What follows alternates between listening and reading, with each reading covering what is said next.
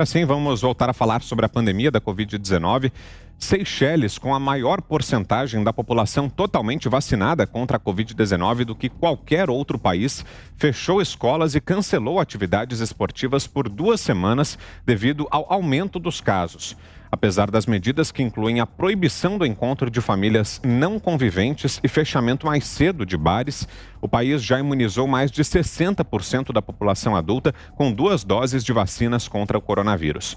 As restrições são semelhantes às impostas pela última vez no final de 2020.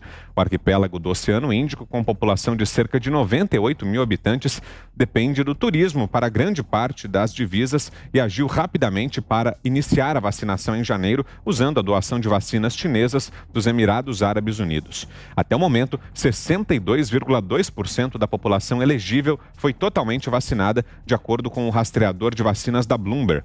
A população se compara a 55,9% de Israel, o país com a segunda maior taxa de imunização total, a segunda maior porcentagem de imunização total. Augusto. Sabia que Israel não tinha completado a imunização, pensei que já tivesse, mas vamos lá. Eu já falei das Ilhas Seychelles agora há pouco, mas eu volto ao assunto. O que tem que se fazer? Né? Vamos examinar o que está acontecendo por lá. Mortes continuam diminuindo. Há um aumento do número de casos, agora são casos mais leves. Então precisa pegar esse tipo de vacina usada lá, que se não me engano foi a chinesa, né? Usada na maior parte das vezes. Aí. A maior parte dos vacinados foram imunizados, em tese, com uma vacina chinesa, que nem sei se é a Coronavac, tem uma outra circulando aí pelo mundo. É preciso ver, então, o que aconteceu, o que nós estamos dizendo desde o começo, isso é uma obviedade, o Guilherme tem sublinhado muito isso, nós estamos servindo de cobaias. Claro, a vacina foi feita rapidamente, então esse é o preço a pagar, é um dos ônus, parte do ônus que a gente tem de enfrentar. Tem de honestamente agora examinar o que aconteceu. Essa vacina, ela imuniza contra isso, ela reduz o número de mortes, mas é preciso aperfeiçoá-la quanto aos efeitos insatisfatórios, aparentemente, quanto ao aumento do número de casos. Tem de controlar isso aí. Por isso que eu repito, tem de saber o que aconteceu em Serrana, rapidamente. Coisa que o Butantan não tem feito.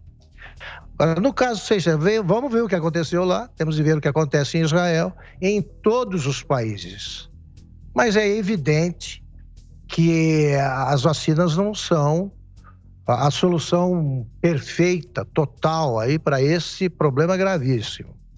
Eu confio muito mais nos homens com dúvidas, né, nas pessoas com dúvidas, e eu tenho dúvidas, do que nesses postos de certezas aí que ficam se manifestando. Não, vamos vacinar porque não acontece mais nada. Não é assim. É a mesma turma que dizia que com o isolamento total, o lockdown, está tudo resolvido. Não é assim. Então tem que olhar com mais humildade uma pandemia que gera muito mais incertezas aí do que opiniões seguras.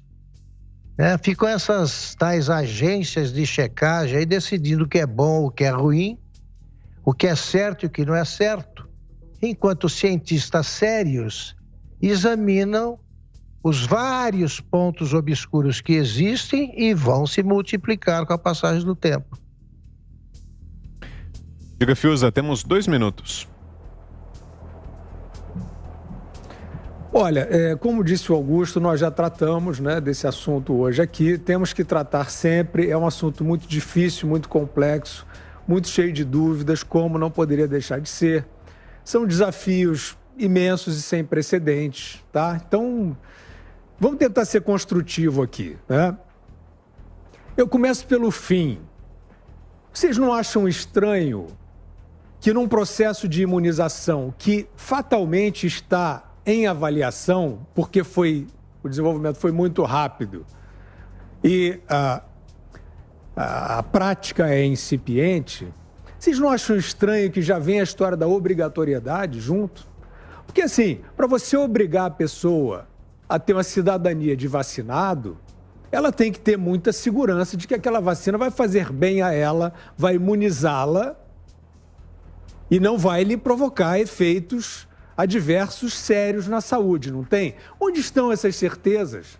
Estão naqueles 3, 6, 9 meses de pesquisa? Não estão, companheiros. Não dá tempo. Não dá tempo. A literatura das vacinas não foi formada assim na história. Não adianta, não tem varinha de condão. Aparece um tipo de efeito adverso. Por exemplo, a questão da coagulação da vacina da AstraZeneca. Quantas pessoas já estavam se vacinando, portanto, já sofreram, muitas terrivelmente, porque não sabiam disso? Como diz o Augusto, tem que ser em algum nível cobaia? Talvez, estamos todos muito expostos ao desafio. Mas vamos ser racionais, vamos ser científicos. Então, a pergunta que eu faço é a seguinte: no Chile, um país de altíssimo índice de vacinação, houve piora de casos e de óbitos. No Uruguai, mesma coisa, também casos e óbitos. Este relatório que eu citei do CDC, do chamado VAERS, né, que é o Vaccine Side Effect Report System, é também reportado um número muito grande de óbitos, comparado com o recorde histórico. Isso não é uma insinuação, isto é um chamado à análise, isto é um chamado à formação da ciência. Nós não podemos afirmar que a vacinação, 4, 5 meses de vacinação no mundo, nós não sabemos o que foi o efeito ainda. E nós não podemos fechar os olhos para isso, senão não é ciência.